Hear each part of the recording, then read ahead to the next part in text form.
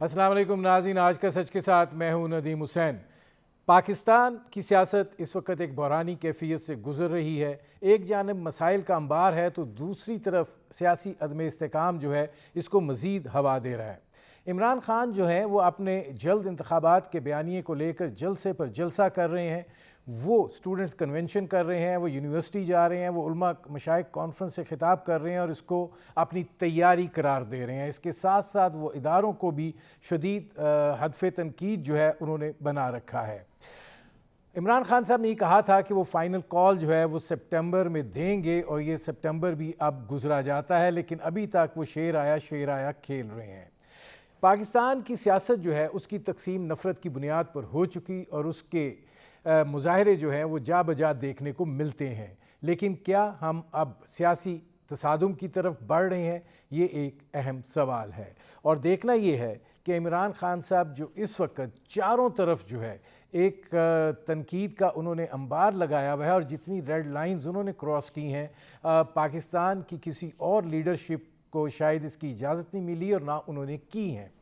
آج بھی انہوں نے ایک بات کہی کہ اسحاق ڈار صاحب جو ہیں جو وہ تشریف لائے ہیں، ان کو نہ پاکستان کا انصاف کا نظام روک سکا اور نہ وہ لوگ روک سکے جو پاکستان کے محافظ بنتے ہیں، اور ان کو میں روکوں گا۔ ظاہر ہے اس صورتحال کے نتیجے میں سیلاب کی بھی اپنی ایک کیفیت ہے، اور صورتحال جو ہے وہ یقیناً گمبھیر ہے، لیکن سیاسی استحکام جو ہے وہ کسی بھی ملک کی باہر پروجیکشن کے لیے بہت ضروری ہوتا ہے۔ اس کا آگے کیا منظرنامہ ہے، اس پر کریں گے بات۔ میرے آج کے مہمان سیزنڈ پولیٹیشین ہیں، ٹرو پولیٹیکل ورکر، امور کشمیر کے وزیر اعظم کے مشیر ہیں جناب قمر زمان کائرہ صاحب۔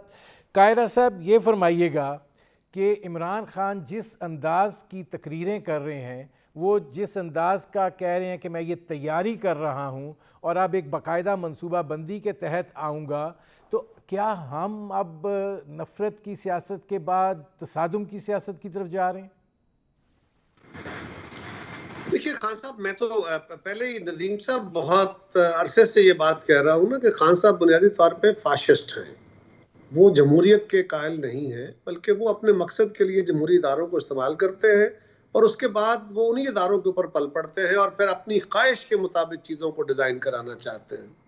اپنے مخالف کو ڈیمالش کرو، بھلے کچھ بھی کرنا پڑ جائے، جتنا مرضی جھوٹ بولنا پڑے، اور باقی اداروں کے ساتھ تصادم کرو، میڈیا کے اوپر قدغنے لگاؤ، مخالفوں کو جیلوں میں ڈالو۔ یہ فاشزم کے بڑے فیمس ہتھیار ہیں۔ وہ پرسپشن مینجمنٹ پہ زیادہ توجہ دیتے ہیں، وہ عملی کام ذرا کم کرنے کے اوپر ان کا دھیان ہوتا ہے۔ یہ بھی ان کا خاص وتیرہ ہے۔ عرض یہ ہے کہ خان صاحب کیا چاہتے ہیں؟ نمبر 1، وہ کہتے ہیں جی اسحاق ڈار صاحب کو میں روکوں گا، تو روک تو سکے نہیں، وہ تو آ گئے، روک لیں۔ دوسری بات یہ ہے کہ ان کے اپنے دور میں میاں شہباز شریف صاحب پہ، ان کی فیملی پہ، نواز شریف صاحب پہ، زرداری صاحب پہ، ان کی ہمشیرہ پہ، پیپلز پارٹی کی باقی قیادت پہ، کس خورشید شاہ صاحب پہ کیسز بنائے گئے، جیلوں میں رکھا گیا 4.25 سال، کوئی 2 سال، کو 1.5 سال، کو 2.5 سال جیلوں میں رہے۔ ایک پائی ریکور نہیں ہوئی، ایک کیس ڈیسائیڈ نہیں ہوا، بلکہ جو کیس عدالتوں میں گیا، وہ عدالتوں نے، ہائی کورٹوں نے، سپریم کورٹ نے اٹھا کے ان کے منہ پہ مارے۔ جو ادارے تھے ان کے تحقیقی، ان کو کہا کہ یہ کیا ہے، کون سا کیس بنا کے لائے ہو، یہ رام لیلا کی کہانیاں نہیں چلیں گی۔ اور اب تو احسن اقبال صاحب کے کیس میں جس طرح عدالت نے، جس کیس میں احسن اقبال صاحب کو سزا ہوئی، وہ جیل میں رہے، سزا نہیں ہوئی بلکہ جیل میں رکھ کے تحقیق کرتے رہے، اس کے تحقیق کے نام پہ ان کو جیل میں رکھا گیا۔ اسلام آباد ہائی کورٹ نے جس طرح اس کیس کا تیا پانچا کیا ہے، اور جو جن الفاظ سے نوازا ہے پچھلی حکومت کو اور نیب کو، وہ آپ سب کے سامنے ہے، ساری قوم کے سامنے ہے۔ اب اس میں خان صاحب کیا کہتے ہیں؟ وہ کہتے ہیں جی میری مرضی ہے، میں جو کہہ رہا ہوں یہ ہوگا۔ کیا ایک جماعت اپنی مرضی کی ڈکٹیشن کے تحت اس ملک کو چلا سکتی ہے؟ اچھا قائرہ صاحب، اب ایک اس سے وابستہ ایک اور سوال ہے۔ سوال یہ ہے کہ خان صاحب بہت عرصے سے یہ بات کہہ رہے ہیں کہ میں لانگ مارچ، اب میں پوری تیاری سے نکلوں گا، میں نے ساری منصوبہ بندی کر لی ہے، حکمت عملی جو ہے وہ تیار ہے، میں لوگوں کو تیار کر رہا ہوں۔ ستمبر کا انہوں نے کہا تھا، کیونکہ ان کی جو ساری سوچ ہے وہ ایک اہم تعیناتی کے ہینگر کے اوپر ٹنگی ہوئی ہے. تو آپ کو کیا لگتا ہے کہ یہ لانگ مارچ جو ہے جو ابھی تک تعطل کا شکار ہے، یہ آپ کو ہوتا ہوا دکھائی دے رہا ہے؟ ندیم صاحب، میں وہی گزارش کر رہا تھا کہ ایک جماعت اپنی مرضی کی پالیسیاں یا اپنی خواہشیں کسی حکومت سے منوا نہیں سکتی. یہ نہیں ہو سکتا، کیونکہ 12 13 14 جماعتیں جو باقی ان کے علاوہ ہیں وہ بھلے حکومت کا حصہ ہے یا نہیں ہے، لیکن وہ تو ارلی الیکشن کے مطالبے کے ساتھ نہیں ہے. تو یہ کیسے ممکن ہے؟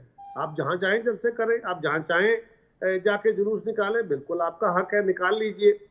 اب دیکھنا یہ ہے کہ کیا جمہوری عمل کے اندر آپ یہ طریقہ کار اڈاپٹ کر سکتے ہیں کہ آپ جا کے شہروں کے محاصرے کر لیں. آپ تیاری کر رہے ہیں، آپ بڑی بھرپور تیاری کر رہے ہیں، آپ اس سے بڑے توپ و تفنگ کی تیاری کر لیں. کیا آپ نے اسلام آباد کے اوپر حملہ آور ہونا ہے؟ یہ جو لاجیکل آرگومنٹ دیا جاتا ہے کہ جی ایک طرف کے پی کے ہے، ایک طرف پنجاب ہے، ادھر کشمیر ہے، ادھر جی بی ہے، یہ چاروں طرف سے فورسز، تو یہ یوں ایک سما کریٹ ہوتا ہے جس طرح ماضی میں ہندوستان کے اوپر یا ملکوں کے اوپر حملہ آور ہوتے تھے نا، سائیڈوں سے حملہ آور ہو گئے، شہروں کے محاصرے ہو گئے، محاصرہ کر کے الٹیمیٹلی جس نے شہر فتح کیا جھنڈا شہر پہ لگایا اور اس کی بادشاہت کا اعلان ہو گیا. اگر تو خان صاحب وہ طریقہ کار اڈاپٹ کرنا چاہتے ہیں کہ وہ طاقت کے زور پہ آگے اس کو مفتوحہ علاقہ بنانا چاہتے ہیں اور یہ محاصرہ کر کے اسلام آباد کو ون اوور کرنا ہے، تو یہ رستہ ان کا درست ہوگا. ورنہ دیکھنا یہ ہوگا کہ جمہوریت کے اندر آئینی حکمرانی کے اوپر یہ رستہ نہیں ہے. پاکستان کے لوگ اس کی اجازت نہیں دیں گے، قانون اس کی اجازت نہیں دے گا، آئین اجازت نہیں دے گا. وہ اگر اس کام کے لیے آئیں گے کہ میں نے آ کے حکومت پہ قبضہ کر لینا ہے، اداروں کو بزور قابو بزور طاقت چھین لینا ہے، تو پھر جتنا قانون میں زور ہوگا، جتنا حکومت کے پاس وسائل ہوں گے، ہم ان پورے طاقت پورے وسائل کے ساتھ ان کے اس غیر آئینی، غیر قانونی، غیر جمہوری اور ایک حد تک غیر انسانی رویے کو ہم روکنے کی بھرپور کوشش کریں گے. باقی اللہ مالک ہے.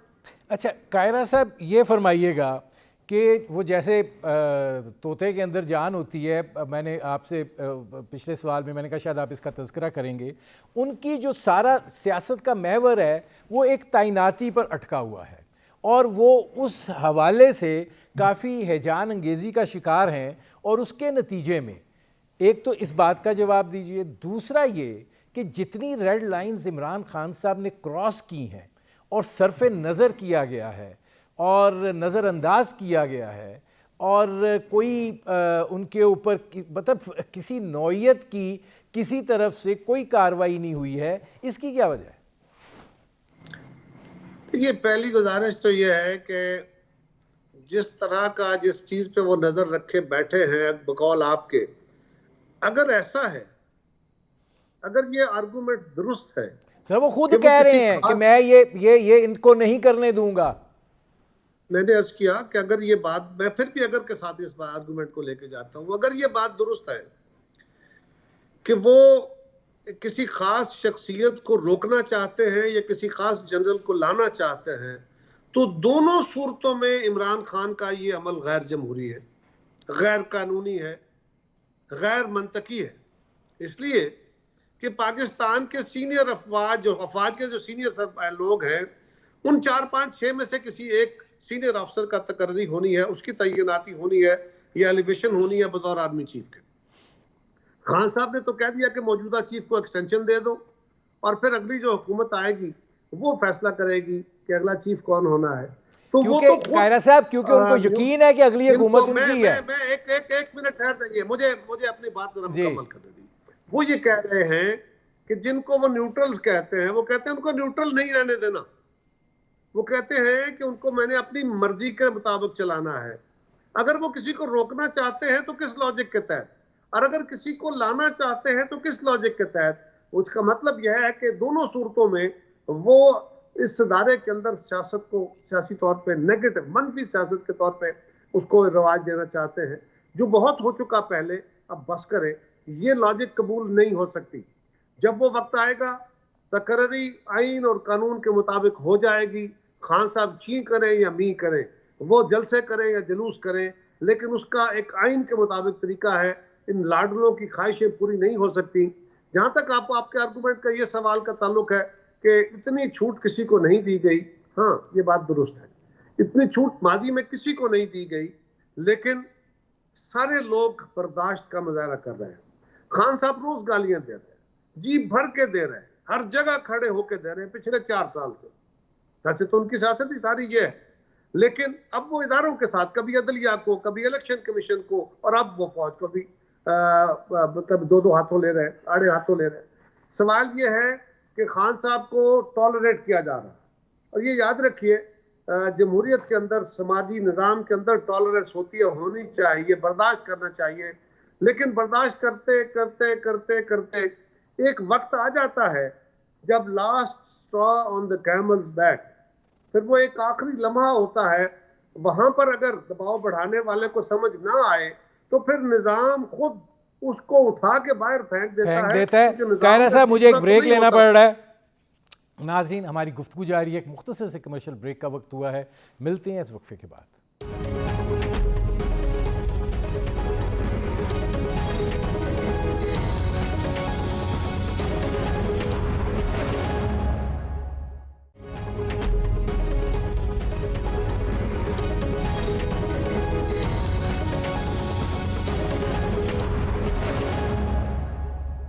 ویلکم بیک ناظرین، میرے آج کے مہمان وزیر اعظم کے مشیر رائے کشمیر اور گلگت و بلتستان قمر زمان قاہرہ صاحب، ان سے ہماری گفتگو جاری ہے۔ قاہرہ صاحب یہ فرمائیے گا کہ وہ فوج کو صرف آڑے ہاتھوں نہیں لے رہے ہیں، انہوں نے آج ایک مرتبہ پھر یہ بات کہی ہے کہ اسحاق ڈار جیسا شخص جو ہے وہ واپس آ گیا، اس کو پاکستان کا نہ انصاف کا راستہ روک سکا اور نہ ہی وہ جو ملک کے محافظ بنتے ہیں ان کا راستہ عمران خان روکے گا۔ دیکھیے نا ندیم صاحب، سوال تو یہی ہے، کیا عمران خان کی خواہش اس ملک کو چلائے گی؟ کیا خان صاحب کے ولولے چلائیں گے یا آئین اور قانون چلائے گا؟ جب خان صاحب آ جائیں وہ آ کے قانون تبدیل کر لیتے، اگر آپ قانون تبدیل نہیں کر پائے، اور آج جو قانون اور آئین ہے اس قانون اور آئین کے تحت چلنا ہے۔ خان صاحب اگر چاہیں کہ بادشاہت آ جائے تو نہیں آ سکتی، وہ چاہیں کہ یہاں اپوزیشن کی حکومت چل جائے تو نہیں چل سکتی، وہ چاہیں کہ یہاں جو خان صاحب کو خواب آتا ہے وہ خواب پورا ہو جائے تو نہیں ہو سکتا۔ اس کا طریقہ کار یہی ہے کہ وہ لوگوں کے پاس جائیں گے اگلے انتخاب میں، اگر انہیں ووٹ ملے تو وہ آ کے قانون تبدیل کر لیں، آئین تبدیل کر لیں۔ اس وقت آئین جو کہتا ہے اگر اسحاق ڈار صاحب کو کوئی قانون کے تحت روکا جا سکتا تھا تو عدالتیں یقیناً روک لیتی، اگر عدالتوں نے ان کو نہیں روکا تو ان کے خلاف کوئی اس طرح کی کریڈیبل ایویڈنس نہیں ہے، اور قانون یہ کہتا ہے کہ آپ جب تک کوئی بندہ کنوکٹڈ نہیں ہے، سزا یافتہ نہیں ہے، اس وقت تک اس کو نہیں روک سکتے۔ اگر آپ محض الزامات کی بنیاد پہ، کیسز کی بنیاد پہ لوگوں کو روکیں گے اقتدار میں آنے سے، تو آج آپ یہ کہہ رہے ہیں کہ فلاں بندہ وزیر اعظم کیوں بن گیا، اس کے خلاف کیس ہے، فلاں بندہ وزیر کیوں بن گیا، اس کے خلاف کیس ہے، کل آپ کہیں کہ یہ ایم این اے کیوں بن رہا ہے، اس کے خلاف کیس ہے، تو کسی کے خلاف، مخالفوں کے خلاف کیس بنائیے اور ان کے خلاف تھانے میں پرچے درج کرائیے اور جا کے ان کو الیکشنوں سے فارغ کر دیجئے۔ کیا ملک کے اندر یہ نظام لانا ہے؟ ایسا نہیں ہو سکتا۔ لہٰذا خان صاحب کو یہ دیکھنے کی ضرورت ہے کہ جو قانون اور آئین ہے وہ آج، اگر ڈار صاحب آئے ہیں تو میں ڈار صاحب کی طرف وکالت نہیں کرتا، لیکن ڈار صاحب کو قانون نے روکنا تھا، اگر قانون روکنے کا کوئی ذریعہ ہوتا، افواج نے روکنا تھا، اگر ان کی یہ ذمہ داری ہوتی، آپ ڈار صاحب کے اوپر جو کیس بنایا تھا عدالت میں اس کے خلاف کیا ثبوت دے سکے؟ عدالت سے کیوں نہ کنوکٹ کرا لیا؟ اور ان کو چھوڑیے، آپ نے 2 سال 1.5 سال رکھا حسن اقبال صاحب کو، ان کے خلاف کیا ہوا؟ ان کا کیس اٹھا کے عدالت نے باہر پھینک دیا ہے، کیوں؟ ٹھیک ہے، اچھا اب اس میں قاہرہ صاحب ایک اور ڈیولپمنٹ بھی ہے۔ دیکھیں جس طریقے سے پچھلے 4-5 ماہ میں حکومت چلی ہے، بہت سارے سوالات اٹھے ہیں۔ اب یہ جو آڈیو لیکس والا معاملہ ہے، اگر وزیر اعظم ہاؤس میں ہونے والی میٹنگز جو ہیں وہ غیر محفوظ ہیں. وہاں پر صرف معمولی نوعیت کی یا وفاقی وزراء کی سیاسی معاملات کے حوالے سے گفتگو نہیں ہوتی, قومی سلامتی کے معاملات بھی ڈسکس ہوتے ہیں, وہاں پہ نیشنل سیکیورٹی کی میٹنگ ہوتی ہے, وہاں پہ بیرون ممالک کے ساتھ تعلقات کے حوالے سے اور وہاں سے آنے والی چیزوں کے حوالے سے بڑی حساس گفتگو بھی ہوتی ہے. اگر عالم یہ ہے تو پھر آپ کو کیا لگتا ہے کہ یہ کیسے یہ ہو سکتا ہے کہ وزیر اعظم ہاؤس سے اتنا ڈیٹا جو ہے وہ نکل جائے اور دستیاب ہو جائے؟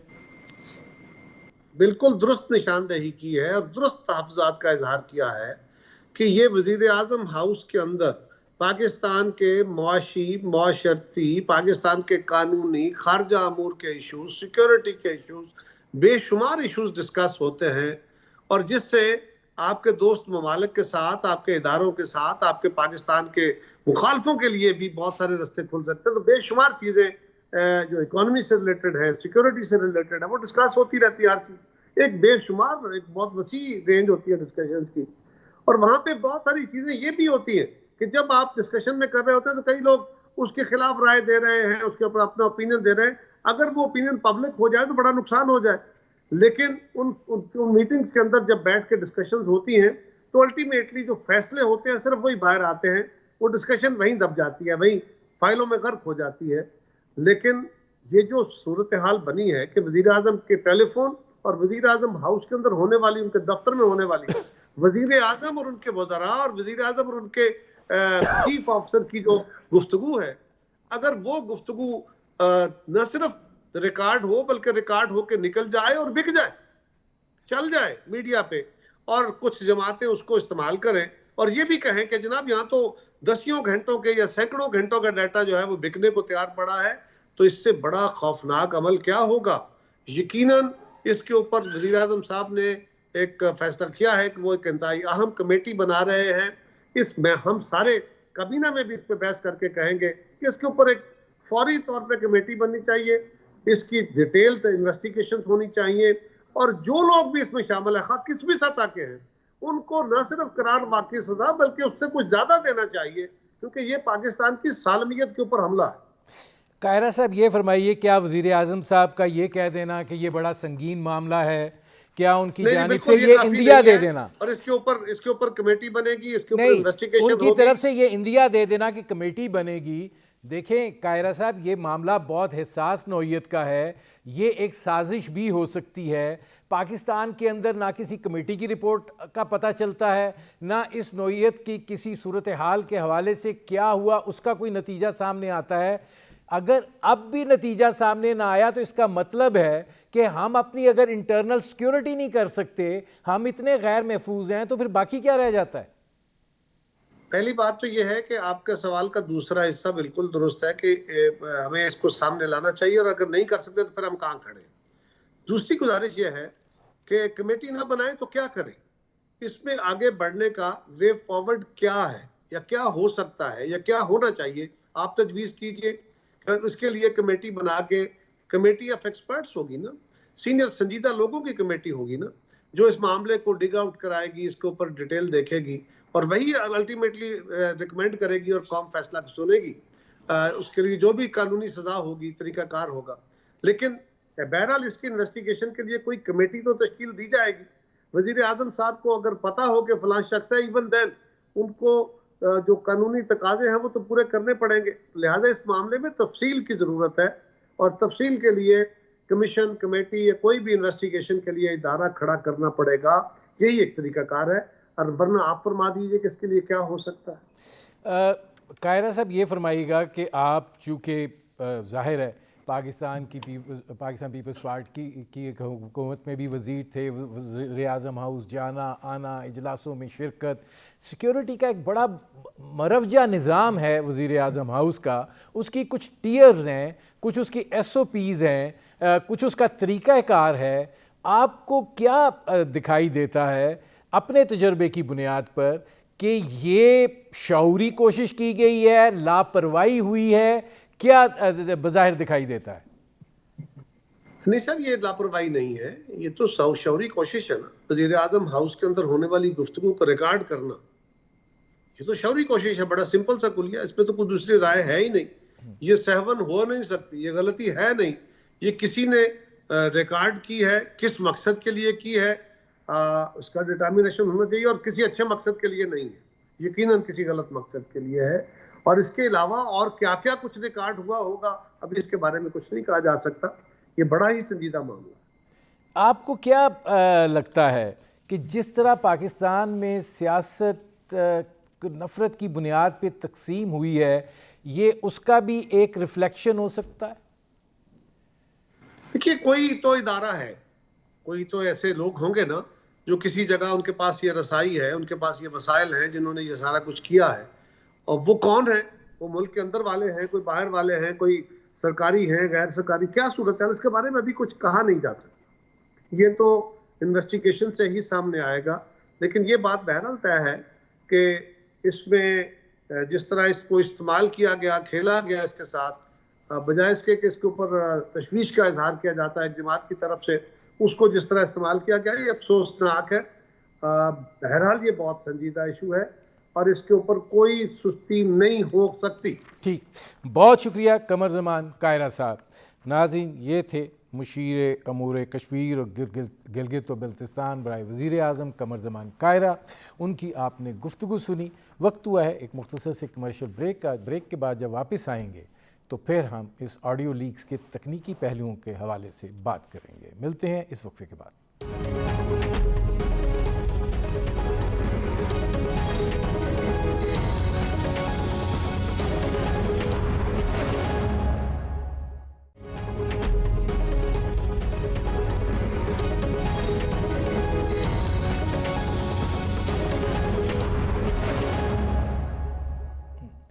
Welcome back. ناظرین، سیاسی صورتحال تو اپنی جگہ، لیکن پاکستان کے اندر آڈیو لیکس کے معاملے نے ایک نیا غلغلہ جو ہے وہ پیدا کر دیا ہے۔ یہ ایک انتہائی سنگین صورتحال ہے اور اس نے وزیر اعظم ہاؤس کی سیکیورٹی جو ہے اس کو سوالیہ نشان بنا دیا ہے۔ ظاہر ہے وزیر اعظم ہاؤس جو ہے وہ ملک کی تمام تر سرگرمیوں کا جو ہے وہ منبع ہوتا ہے، اور وہاں پر ہونے والے اجلاس جو ہیں وہ انتہائی اہمیت کے حامل ہوتے ہیں۔ اس میں جو دنیا کے دیگر ممالک ہیں ان کے ساتھ تعلقات کے حوالے سے، ملک کی پالیسی سازی کے حوالے سے، ملک کی قومی سلامتی کے حوالے سے، ملک کی انٹرنل سیکیورٹی کے حوالے سے اور ملک کی سیاسی صورتحال کے حوالے سے جو ہے یہ اجلاس منعقد کیے جاتے ہیں۔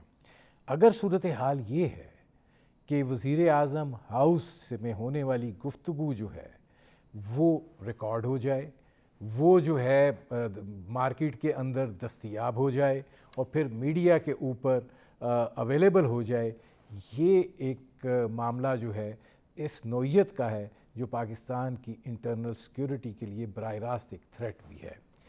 اس پر بات کریں گے۔ میری آج کی مہمان شخصیت جو ہیں وہ ایک انتہائی سیزن پولیس آفیسر رہے، انہوں نے پولیس اصلاحات کے لیے بے پناہ کام کیا اور وہ ان معاملات کو بہت قریب سے جانتے ہیں اور انہوں نے دیکھا ہے۔ میرے آج کے مہمان افضل شگری، سابق آئی جی پولیس۔ افضل شگری صاحب، یہ فرمائیے گا کہ یہ کیسے ممکن ہے کہ وزیر اعظم ہاؤس میں جہاں پہ کچھ ٹیئرز ہوتی ہیں، ایس او پیز ہوتی ہیں، وہاں پہ سیکیورٹی کا ایک بڑا جامع اور مربوط نظام ہوتا ہے، وہاں پہ ہیکنگ ہو جائے۔ ہیکنگ تو یہ ہے کہ آپ کا کہیں ڈیٹا پڑا ہوا ہے اور اس کے اندر ہیکر گھس رہا ہے، تو یہاں پہ تو کیا یہ ریکارڈ کیا گیا پھر اس کو کسی سسٹم میں ڈالا گیا؟ مطلب یہ بات سمجھ میں نہیں آ رہی ہے۔ آپ کی بات درست ہے۔ یہ اس کا یہ ایک مہمہ ہے جس کو حل ہونا ہے۔ پہلی بات یہ ہے کہ کیا جہاں کوئی ڈیوائس لگائی گئی اور اس سے ریکارڈ ہو رہی ہے اور ریکارڈ جو ہے اس کو آگے ریلے ہوئی، یا اس کو جس طرح آپ نے کہا کہ نکال کے پھر کسی کو ہینڈ اوور کر دیا گیا۔ دوسری صورت یہ ہو سکتی ہے کہ یہ جو آئی ٹی کا جو سارا سسٹم ہے، جب آپ ٹیلی فون کو جو ہے وہ وائی فائی کے ساتھ کنیکٹڈ ہے، باہر کی دنیا سے کنیکٹڈ ہے، تو کیا یہ ممکن نہیں ہے کہ سارے سسٹم ہیک ہو گیا ہو؟ یہ بھی امکان ہے۔ ان حالات کے اندر ایس او پیز کیا تھی اور کیا، دو سوالات ہیں. ایک سوال یہ کہ کیا ایس او پیز فالو ہوئی، اور اگر اس کے فالو ہونے کے باوجود بھی یہ چیز پھر بھی اگر ہوتی رہی تو اس کا مطلب یہ ہے کہ آپ کے سسٹم جو ہیں، آپ کی ٹیکنیکل جو ٹیم ہے وہ اس کو نہیں دیکھ سکی، اور آئندہ کے لیے ایک بہت بڑی خطرے کی یہ گھنٹی ہے. اور اگر ایس او پیز فالو نہیں ہوئی اور یہ صورتحال بنی تو پھر یہ ہے کہ آپ کا سسٹم جو ہے وہ کام نہیں کر رہا. اب بہرحال اب ایک بہت درست فیصلہ ہوا کہ ہائی لیول اس کے اوپر ایک میٹنگ ہو رہی ہے، اس پہ ایک جوائنٹ انویسٹیگیشن ٹیم بنا دی گئی ہے. وہ ان سارے معاملات کو دیکھیں گے اور میں امید کرتا ہوں کہ وہ کوئی ایسا حل نکالیں گے کہ آئندہ اس قسم کی واقعہ کوئی نہ ہو. لیکن اس کے ساتھ ساتھ میں یہ کہتا چلوں کہ صرف ہماری بات نہیں ہے، دنیا کے بڑے بڑے ممالک جو ہیں ان کی بھی گفتگو، ان کی بھی میٹنگ وہ ہیک بھی ہوتی ہیں، ریکارڈ بھی ہوتی ہیں اور میڈیا پہ بھی آتی ہیں. لیکن اس کہنے کے باوجود اس کے سیریسنس کو آپ، اور اس کی جو بہت ایک سنجیدہ معاملہ ہے، اس کو ہم نہ پولیٹیسائز کر سکتے ہیں، نہ اس کو یہ سمجھ سکتے ہیں کہ معمولی بات ہے، یہ معمولی بات نہیں ہے. اور یہ جس لیول کے اوپر اس پہ کارروائی ہو رہی ہے میرا خیال ہے وہ بہت مناسب ہے. شکری صاحب، اگر میں آپ سے یہ پوچھوں کہ یہ جو نظام ہے، اس نظام کے حوالے سے کیا ٹیکنیکل ٹیم جو ہے اس کا مسئلہ ہے، یہ آپ کو شعوری کوشش دکھائی دے رہی ہے؟ کیونکہ جہاں تک ہیکرز کا معاملہ ہے، اگر ہیکرز کی رسائی اس نوعیت کی ہے کہ وہ ہمارے انٹرنل سسٹم کو دیکھ رہے ہیں تو پھر تو کوئی چیز بھی سیکیور نہیں ہے. بات درست. میں نے آپ سے عرض کر دی کہ جو آپ کو اس وقت آئی ٹی ورلڈ جو ہے، اور جو خاص طور کے اوپر اب جو ہے انٹیلیجنٹ جو کمپیوٹرز جو ہیں وہ کچھ بھی کر سکتے، اور اس کو روکنے کے لیے، اس کو چیک کرنے کے لیے آپ کو بہت کوشش کی ضرورت ہے، اور اس کے اندر ظاہر ہے اس ٹیکنالوجی کی بھی ضرورت ہے. تو اسی لیے جب یہ میٹنگ ہوگی، یہ انکوائری ہوگی، تو اس آسپیکٹ کو دیکھا جائے گا کہ کیا یہ ٹیکنالوجی کا فیلیور ہے یا یہ انٹرنل ایڈمنسٹریٹو اور مینجمنٹ فیلیور ہے. تو یہ دو چیزیں ہیں جن کے اوپر ان کو نظر رکھنی ہوگی، اور ضرورت اس بات کی ہے کہ جو بھی ہے اس کو آپ نے پلگ کرنا ہے اور اس کے لیے کوئی نہ کوئی کارروائی کرنی ہے. دنیا میں جہاں بہت امپورٹنٹ میٹنگز ہوتی ہیں ان کے لیے اسپیشل کمرے ہوتے ہیں، اسپیشل بندوبست ہوتا ہے، اور وہاں پہ یہ کوشش کی جاتی ہے کہ کسی قسم کا کوئی ایسا آلہ نہ ہو جو کہ ڈیجیٹائز ہو اور جو باہر کنیکٹ ہو سکتا ہو.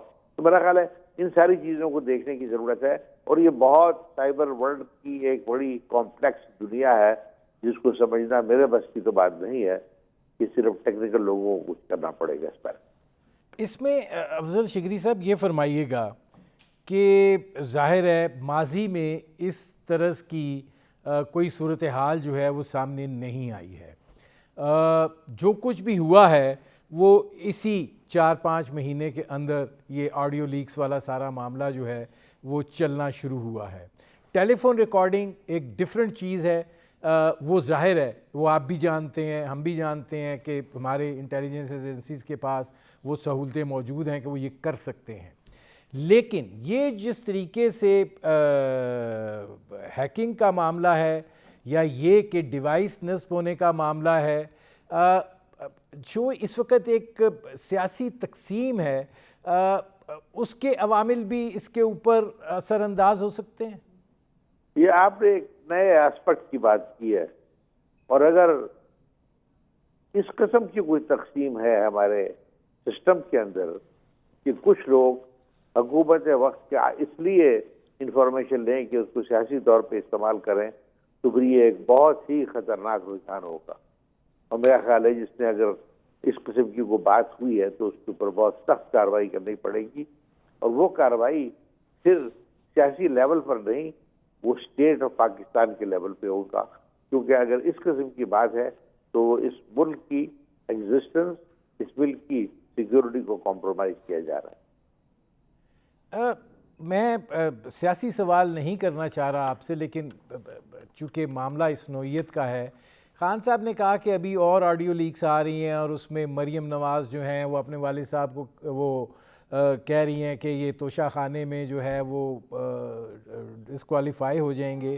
جب اس نوعیت کی گفتگو ہوتی ہے تو شبہات کی جو سمت ہے وہ پھر تبدیل ہوتی ہے شگری صاحب؟ نہیں، میرا خیال ہے یہ اس کا سوال کا تو میں جواب نہیں دے سکتا، اور نہ شاید مناسب ہوگا کہ میں ویسی قیاس آرائی کرنا شروع کر دوں آپ کے سامنے بیٹھ کر۔ میں نے ایک ٹیکنیکل بات کی ہے، میں نے جو مشکلات ہے اور جو خطرات ہیں ان کو کوشش کی ہے کہ آپ کے سامنے پیش کروں، اور پھر جو میرا جو تھوڑا بہت تجربہ ہے اس کے حساب سے میں نے یہ کہا ہے کہ اس کو معلوم کرنے کے لیے آپ کو یہ 2-3 آسپیکٹ کو دیکھنا پڑے گا، اور اگر اس طرف بات جاتی ہے جو کہ زیادہ خوفناک ہے، جو آپ کی سیکیورٹی کو کمپرومائز کرتی ہے، تو اس کو اسی طرح سے اس کی خلاف کارروائی کرنی پڑے گی۔ اچھا شگری صاحب، یہ ذرا فرمائیے گا کہ جو پرائم منسٹر ہاؤس کی سیکیورٹی ہوتی ہے، ظاہر ہے اس کے کچھ ٹیئرز ہوتے ہیں، آپ کو لگتا ہے کہ پرائم منسٹر ہاؤس کا سسٹم اتنا ٹیکنیکلی کمزور ہوگا کہ اس نوعیت کی ہیکنگ جو ہے وہ ممکن ہو سکے؟ یہی ایک سوال ہے جس کو آپ کو پتہ کرنے کی ضرورت ہے، کیونکہ ہمارے ہاں سارے جو پرانے سسٹمز ہیں ان کا بیس جو ہے گا وہ آج کی بات نہیں ہے، یہ ایک 100 سال کی ڈیولپمنٹ ہے، اور وہ پروسیجرز اور وہ سسٹمز جو ہیں وہ آہستہ آہستہ آہستہ ڈیولپ ہوئے ہیں۔ مختلف جو محکمے ہیں، مختلف انسٹیٹیوشنز ہیں، ان کے لیئرز ہیں، اور ان کے ایس او پیز جو ہیں ان کو فالو کیا جاتا ہے گا، اور اس کے اندر یہ ممکن تو نہیں ہے کہ یہ سب کچھ ہو سکے، لیکن ہو گیا ہے، اور اسی لیے مشکل ہے، اسی لیے خطرناک بھی ہے، اسی لیے آپ کی سیکیورٹی کا سوال ہے، اور اس کو اتنے ہی سیریس لینے کی ضرورت ہے۔ اچھا، اس میں شگری صاحب آخری سوال ہے آپ سے، یہ فرمائیے گا کہ ظاہر ہے جو ہونا تھا وہ تو ہو گیا ہے، لیکن آپ کو لگتا ہے کہ جو پریکاشنری میئرز ہیں اس وقت وہاں پہ ایک بھونچال آیا ہوا ہوگا، یا اس جانب بھی جو ہے کوئی فوکس ہوگا کہ کیسے سیکیور کیا جائے صورتحال کو اور پرائم منسٹر ہاؤس کو؟ میرا خیال ہے کہ وہاں ایکچولی آن گراؤنڈ کیا ہو رہا ہے، لیکن اگر اس پہ چھوٹا سا بھی رول ہو ایک سرکاری حیثیت پہ کہ اس قسم کے واقعات ہو گئے ہیں، تو میں تو وہیں پر ہی بیٹھ کر دفتر لگا کے بیٹھا ہوں اور اس کے اوپر دیکھ رہا ہوں کہ ہوا کیا ہے، اور اس انکوائری سے قطع نظر ایک ذمہ دار اگر مشینری کا میں حصہ ہوں تو میرا خیال ہے یہ میری صرف ڈیوٹی نہیں ہے، یہ میرا خیال ہے یہ اس ملک کی سالمیت کو پروٹیکٹ کرنے کی ذمہ داری ہے مجھ پر کہ میں اس کو دیکھوں، اور جس طرح آپ نے لفظ استعمال کیا کہ ہاں بالکل جو محکمے اس کا جن کا کام ہے، جن کی ذمہ داری ہے، بالکل وہاں پہ اس وقت بھونچال آیا ہوا ہوگا اور وہ بالکل کوشش کر رہے ہوں گے۔ افضل شگری صاحب، آپ کو لگتا ہے کہ یہ جو کچھ ہوا ہے اس حوالے سے کمیٹی تو بن جائے گی، اس میں سارے اداروں کے لوگ ہوں گے، جو ایوالو ہوگا اس کو سامنے لایا جانا چاہیے، پتہ چلے کہ کیا صورتحال ہوئی ہے؟ اگلے سامنے بالکل یہ لایا جائے گا، چاہے اس میں کوئی ویکنیس ہے، چاہے اس میں کوئی کسی نے مجرمانہ طور کے اوپر کچھ کارروائی کی ہے، اور اس کے اوپر جو کارروائی ہے وہ سامنے ہونی چاہیے، اور میرا خیال ہے وہ اگر عوام الناس کو نہ بتایا جائے تو اسمبلی کے سامنے ضرور اس کی پریزنٹیشن ہونی چاہیے۔ بہت شکریہ افضل شگری صاحب۔ ناظرین، یہ تھے سابق آئی جی پولیس افضل شگری، آپ نے ان کی گفتگو سنی۔ اب تک کے لیے اتنا ہی، اجازت دیجیے، اللہ حافظ۔